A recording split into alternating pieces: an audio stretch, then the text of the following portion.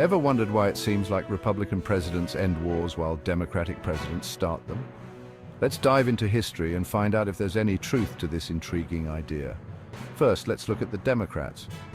President Woodrow Wilson, a Democrat, led the United States into World War I in 1917.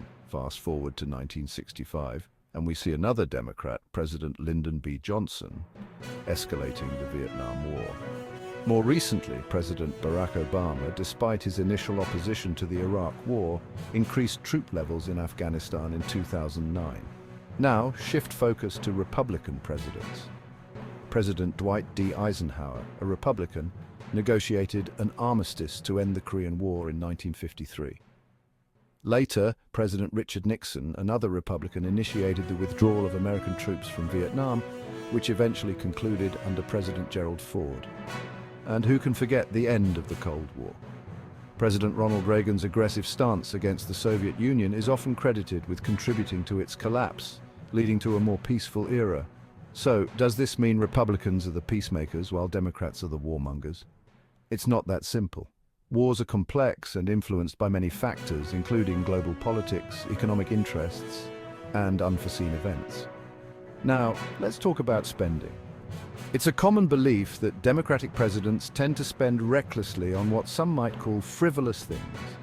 For instance, President Franklin D. Roosevelt's New Deal in the 1930s brought about unprecedented government spending to combat the Great Depression.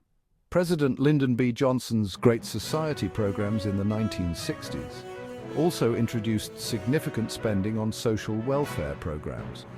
More recently, President Joe Biden's American Rescue Plan in 2021 saw massive spending to tackle the economic fallout from the COVID-19 pandemic. On the other hand, Republican presidents often emphasize reining in spending where it makes sense. President Ronald Reagan, for example, implemented significant tax cuts and aimed to reduce government spending, though his defense spending was quite high. President George W. Bush, while increasing military spending post 9/11, also pushed for tax cuts to stimulate the economy.